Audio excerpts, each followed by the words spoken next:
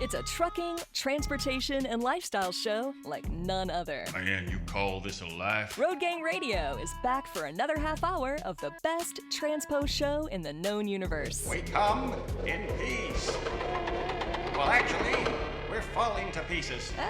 Let's see if we can achieve liftoff, Phone Master Dre. Oh yeah, that's right. I'm supposed to talk. We did achieve liftoff, and this is Road Gang Radio with your hosts, Lindsay, Lawler, and Jimmy Mack on this Tuesday. It's Tuesday.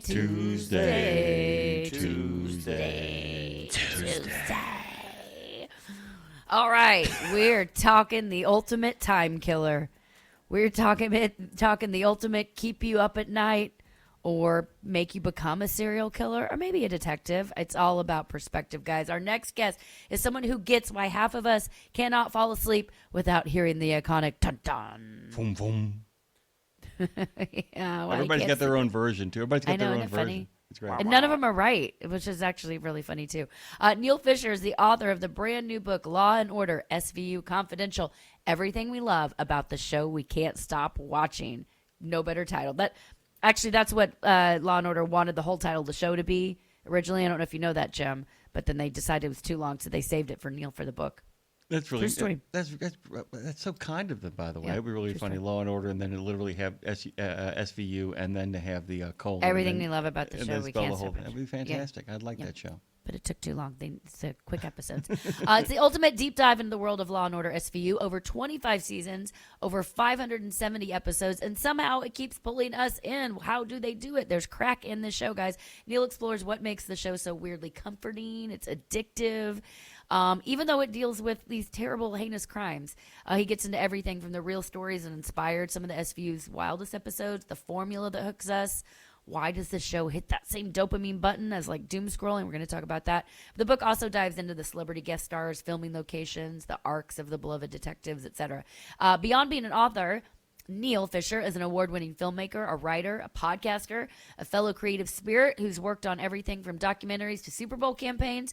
He also happens to be a musician turned filmmaker, so clearly we've got more synergy there.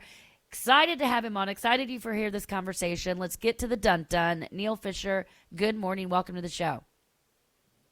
Thank you so much for having me. Good morning. What an intro. I feel like I have all this juice now to have my day be wonderful, so thank you for that. Well, don't let us down. Don't be really boring now, because that would be really anticlimactic, Neal.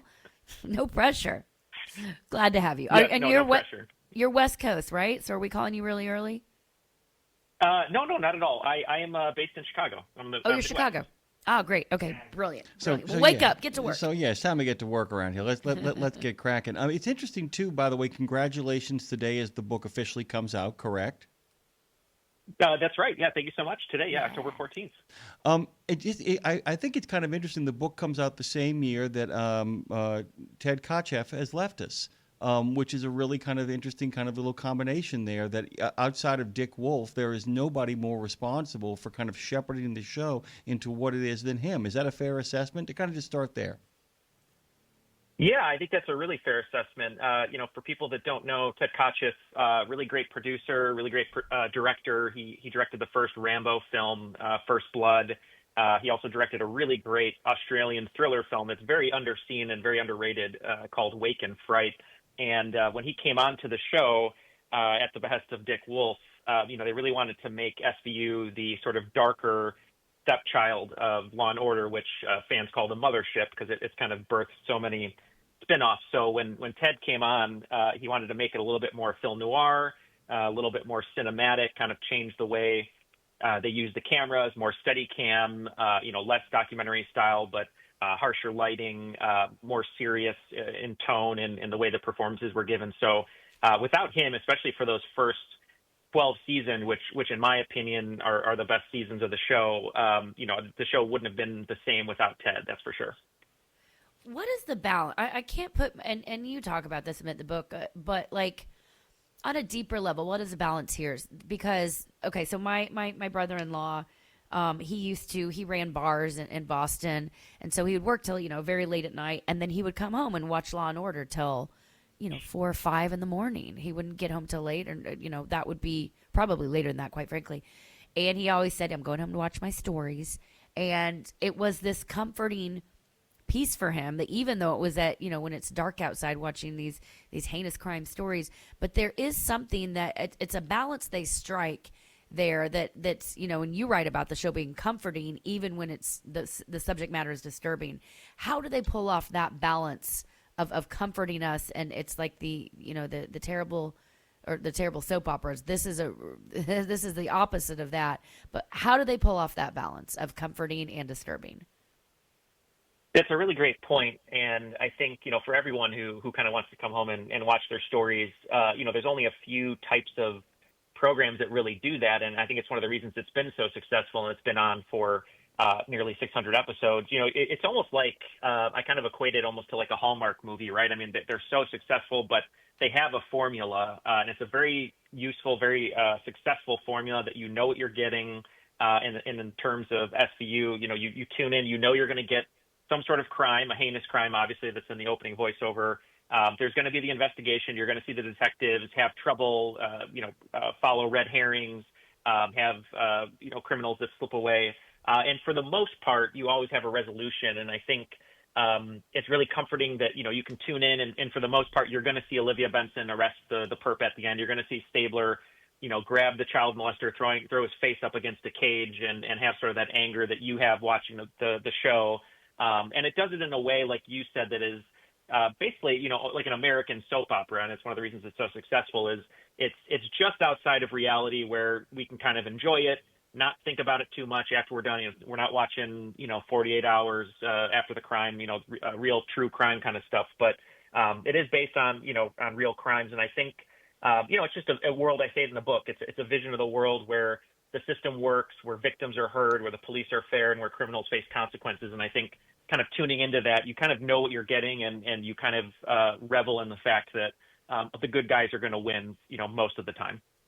The other thing, we brought up soap operas, but there's a real departure from soap operas in one big way, and you actually track this in the book. I mean, you basically give us kind of the full kind of process of how Olivia Benson becomes who we know as Olivia Benson, and we watch Finn Tutuola become Finn. They start in one place and end up in another. In a lot of soap operas, the traditional kind of soap operas, things will go off the rails to shake up the ratings. One of the most amazing things about these 570 episodes is the consistency of character. And I don't mean they're the same person in the first episode that they are in the present ones, but they really do a kind of a masterful job with what a showrunner and an executive producer have to do of making sure that the integrity of the characters they've created maintain throughout the course of these shows. It really is, I think, one of the greatest achievements the show has, that, people don't turn good guy, bad guy. It isn't J.J. Abrams land where literally the loops come fast and furious. There really is a long-form story, a very subtle one that goes on underneath. How do you do that?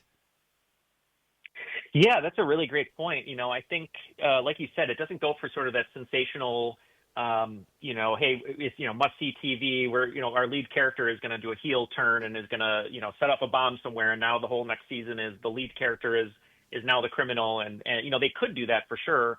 They have such a dynamic cast, including Mariska Hargitay and Ice-T and everything. But I think you set it up at the front. I think, you have someone like Ted Kotcheff, obviously, up at the beginning. You have, Dick Wolf kind of looking everything over, but it's really up to the showrunner. And this show has such an interesting history when it comes to the showrunner. And for those at home who don't know what a showrunner is, the showrunner is basically in charge of any TV show. If you ever see, executive producer credit when you watch a TV show, the first one that usually comes up is the showrunner. They're in charge of how it looks, how it sounds, how the scripts are, how it's written. They rewrite every script that gets put on their desk from all the writers' room characters. They help in casting and hiring the directors. So the showrunner really is sort of the most important person on the show, and they've had some really great ones. And I think, it's really interesting. The first season, the showrunner was Robert Palm, and he quit pretty much because he couldn't handle the subject matter, and it makes sense. I mean, the first season really kind of delves into those dark crimes, and then you get to season 2, David J. Burke, he had a very short tenure because he just didn't really get along with the team. And it's like having a coach in football or a conductor in an orchestra. I mean, you have to really have someone that gels with the team. And so season 3 through 12, they had a showrunner named Neal E, who was really great. He was a Harvard-trained doctor. He had worked on other TV shows like ER. Dick Wolf brought him on to kind of add sort of that scientific angle that the show had not had yet. And so now you have these episodes where we're learning about the psychology of the criminal. Why are they doing what they're doing, which becomes so fascinating. And then you have more instances of the ME, like Tamara Tooney, Dr. Melinda Warner, who is talking about, the autopsies and things like that. And I think it really brought sort of an interesting update to the show. And this is, kind of around the time that CSI was getting popular too. So you're getting the science, you're getting the drama. And when you have these people that can shepherd the show like that, like a Neil Baer or a Warren Leight, who's a showrunner for a long time, who is a Broadway writer. Sideman, right? It really just changed.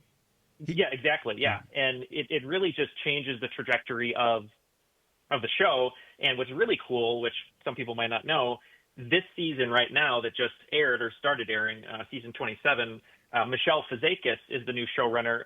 She's the program's first female showrunner, and she's one of the series' best writers. She's written some of the best episodes. So it's really cool to kind of track, how the show changes, how it evolves with the characters, who they cast, and what the storylines are, like you said. And a lot of that is just comes down to the showrunner, and hopefully they pick the right person, right? They pick the golden goose, basically. Well, and I think, Neal, my theory or whatever thought on it too, it's a little bit, I kind of equate it a little bit to like HGTV shows, the home renovation shows, because we love a before and after. I love a before and after, we as a society do, and especially quickly. So I think there's something with SVU that's cathartic about watching justice being served in under an hour. It's like we know the crime, we know the people, we know the characters, and we get the resolve quickly. It's kind of that before and after. I don't know if that's part of the method to the madness or not, but I think that tracks. But I'm curious how the show to you has managed to stay relevant through, these massive cultural shifts from, early 2000s crime TV to the Me Too movement and anything, all these different shifts. They continue to stay relevant without really pivoting too much. Pivot? They pivot, but they still they stay relevant without losing their core. What's the method to the madness there through the cultural shifts? Yeah, there's a great writer that I'm a huge fan of that writes crime books and mystery books named Michael Connolly. He's got some great books. He kind of created the character of Bosch and the Lincoln Lawyer and things like that. And what's really great about him is over the course of his career, kind of starting in the late 80s, early 90s, is he has these characters that have been around 20, 30 years. And while it would be very easy to write book after book after book about a certain character kind of just, doing the same thing, maybe they go to a new town and they solve another crime there, then they go to a different town, kind of like a Jack Reacher or something like that from Lee Child. What he does is he always envelops in what's going on in the zeitgeist and what's going on in the world. And I think Law and Order, whether it directly addresses it, and does it like head on, which is kind of rare. It doesn't do it that much because I'm assuming they don't want to get sued. But I think they always have a sense of what's going on in the world.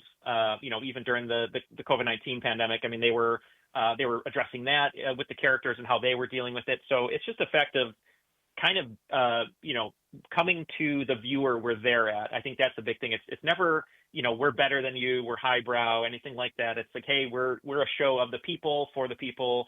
We're going to talk about what's going on in the world. And I think that's really served them well. And when you have the perfect connective tissue, which is Mariska Hargitay. She's been nearly in every episode, and Ice-T is pretty, far or very close behind her.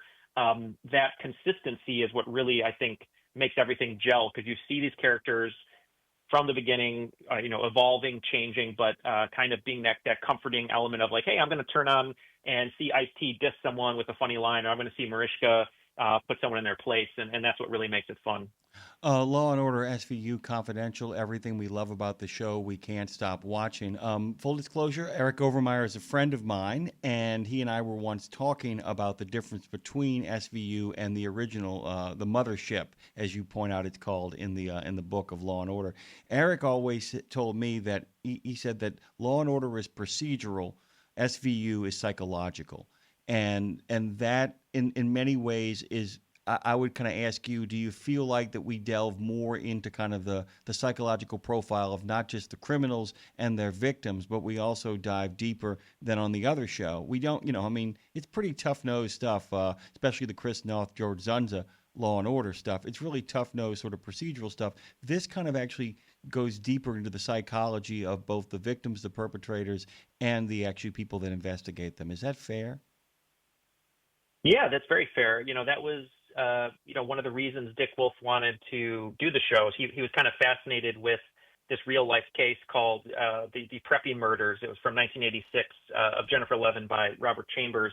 And he did it on the original Law and Order to a point, but he really wanted to go deeper. And, originally they wanted to call the show Sex Crimes, which the network wasn't, super behind, obviously for obvious reasons. But I think what Eric Overmyer is saying, who I'm a big fan of, I think that's totally right. And there's a great writer from SVU called Robert Nathan. He wrote the only episode that ever won Mariska Hargitay an Emmy, which was 911. And he always said, one's a sonnet, the other's free verse. And I think, that's a great way of putting it. Like, Law and Order was very structured, like you said, very procedural, very much like a sonnet, but with SVU, it was free verse. They were kind of playing jazz. I mean, one episode, they'd be chasing a serial killer with a time clock, and then the next episode, it would be fully delved into one woman who was assaulted. What was it like for her to be assaulted? And then they revisit that same character the next season, which is pretty unheard of on a procedural like that. And so having the guts really in that first season, maybe first 3 or 4 to kind of go super dark and it worked was just a really great gamble, and it paid off. And I think, the more recent seasons, I don't think they necessarily delve as dark as it did in the beginning.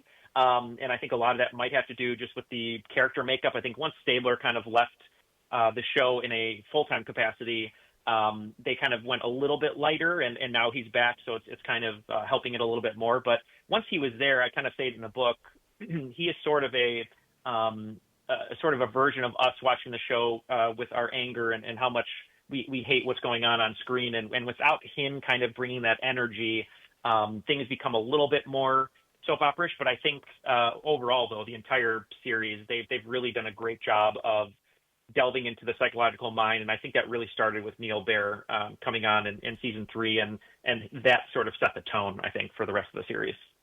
So now SVU, they have so many wild guest stars, of course, over the years. You talk about all the celebrity appearances in the book, but you got to be really careful with this, especially as this show grew in popularity, because the minute we see a celebrity or recognizable face, all we're thinking about is what that person does or what they've done or the other thing. So they have to weave them in very strategically here.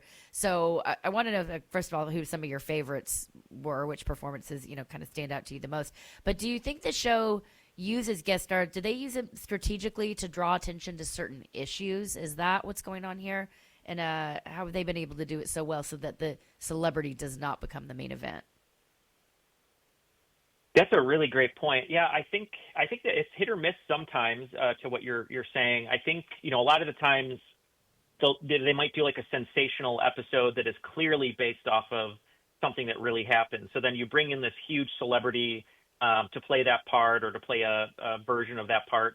And I think it kind of softens the blow a little bit. If you have, a real serial killer or politician who did something nefarious, you bring on this celebrity and you're like, I really like that celebrity and everything I see them in. I'm not going to be so outraged at what really happened, but now it's more entertaining.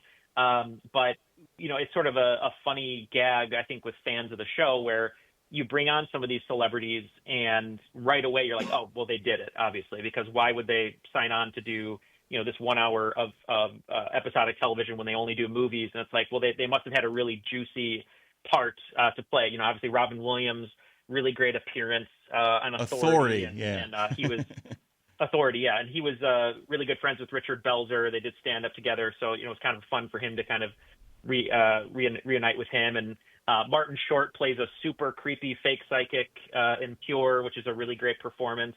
My favorite instances are when it's really, really nice guys, like Hollywood's nicest guys are playing the most despicable humans, like Henry Winkler, or John Ritter plays just a terrible human being in Monogamy in season 3.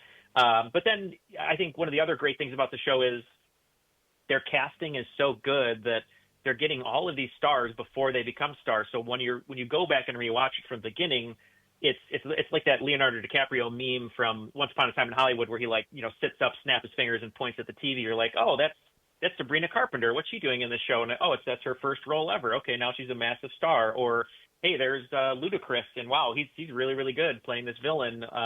Or Sarah Hyland from Modern Family, and Adam Driver, and it's so great to see all of these young people before they hit it big, getting these really nice, juicy roles. And Dick Wolf himself even kind of made a joke about it in New York. There's so many Broadway stars that are on this show, and part of that is it's such a rite of passage to be in New York, to be on Law and Order. It shoots on location, unlike a lot of TV shows. And Dick Wolf always makes the joke that, like, if you look in a playbill on a Broadway show, if someone doesn't have Law and Order in the playbill, they either are from a farm town or they stink, And so it's just kind of a funny rite of passage for a lot of these Broadway stars and celebrities too, to kind of get on this show, play someone juicy, and just have fun for an hour of TV, and kind of go back to doing your own thing.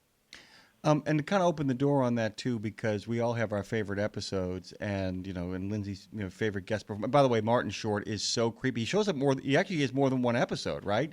I think he's in more than one episode as that character. Is that what happens? Is that true? Did I get that right? I think he might only be in one episode as that specific character, unless I'm misremembering. But he's so good in it. I mean, it kind of stays with you all the time. So I'm not surprised it would stay with you for that long, because he's such a good actor. He's such an underrated actor. And I think, coming from doing filmmaking and theater and stuff, I think comedic actors always get sort of a bad rap, because I think it's even harder to do comedy well, because if comedy's bad, it's really bad. And if you're good at comedy, that's a huge thing. And for someone who has done comedy their entire life, improv, things like that, SCTV, to see comedic actors play these horrible human beings, like, just really well, and they just have like a Robin Williams, for example, too, who's played great villains. It just shows you, like, how hard it is to be a comedian and do drama, and I think they don't get enough credit. Well, and with all the work Martin Shorten's done, Jim, too, all the work he's had done on his face, he plays creepy really well now. Yeah, really. Sorry, Martin. I love you, Martin. I wanted to kind of ask your favorite episodes, because I have to tell you, the moment I saw the book, I said, I wonder what he's got to say about doubt, which, by the way, is kind of a great reminder that every once in a while the show breaks the mold and does something really interesting with its own kind of, it has a formula, but it isn't afraid of every once in a while maintaining the integrity of the characters, but breaking the mold, where sometimes there aren't resolutions. Sometimes what we think in the beginning isn't right. And like I said, my favorite episode has always been Doubt, because of the way they end the episode. But do you have any that really have just stuck with you? Yeah, Doubt's a great one. I feel like a lot of people don't talk about that one enough. And maybe for those at home who don't know, it's sort of a he said, she said case with Billy Campbell. And the end of the episode, they don't tell you, who did it, who didn't do it, what the verdict was. And they kind of left it up to the viewers to sort of vote at home and to figure it out at home. And that's such a cool way of constructing an episode, because as we've been talking about, you tuned into this show to have sort of that familiar formula. When it breaks the formula like that, it really does kind of leave a shock. I mean, that'd be like the end of The Sopranos with Tony in the restaurant and it going to black, but that's like in the middle of the series. It's just kind of a random occurrence. But yeah, for me, some of my favorite episodes are the ones that have sort of like a cinematic element to it. I love Manhunt, that Finn and Munch are traversing to Canada to find a killer. Anything that kind of like breaks the mold of, hey, we got a case, we're going to go interview someone at their apartment, they're going to run away, then we're going to bring them in, we're going to interrogate them. There's another great one that's really dark called Charisma, which is great, about cults, which is kind of cool. Scavenger, also very cinematic, kind of has sort of a BTK type killer in that one with like a ticking clock. So I love ones like that. And there's a couple other ones that I feel like you said, really break the mold. And there's one with Matthew Modine. I don't know if you remember this one, but a lot of people hate it. And it's called Rage. And it's really great because it's basically like, Detective Stabler really wants to get the truth out of this guy that he is 100% certain is a killer, played by Matthew Modine, who's really, really great in the episodes from season 6. And the whole episode is just him playing mind games with Matthew Modine. He changes the light bulb in the interrogation room so it flickers. He turns up the heat so it's really, really hot. He repeats the same question over and over again, trying to get him to trip up. And a lot of people find it very uncomfortable, but I really love that one because it's very artistic. It reminds me of the episode of Breaking Bad that Ryan Johnson of Knives Out fame directed with The Fly, which is kind of like a weird departure for the series, but it's such a great standalone. And that one I'd say is like super underrated. It's a great one-act play. It really is a great one-act play between two guys, two really great actors, kind of trying to out-insinuate and outrage each other in a room. It really is a terrific episode. Yeah, it's groovy stuff. Who wrote it? Do you remember? The writer of that episode, I'm trying to think off the top of my head because I have so many names here. Oh, you know what? Speaking of the devil, it was Michelle Fazakis, the new showrunner, and Tara Butters. They've written some of the best episodes of the series. Very cool. Very cool. You know what else is very cool? Neal Fischer. You can go to nealefischer.com to find out more about this book. This isn't the only thing he does, by the way. Your Christmas trivia book, all your pop culture references. We'll hit that really quickly. But first, I have to know, do you think, will SVU ever end, or will it just keep evolving as long as society does? Nope. Yeah, I heard a nope in the background. I think as long as Mariska wants to do it, it will go on. I mean, she might be, in a wheelchair at some point, solving crimes, rolling down the Upper West Side.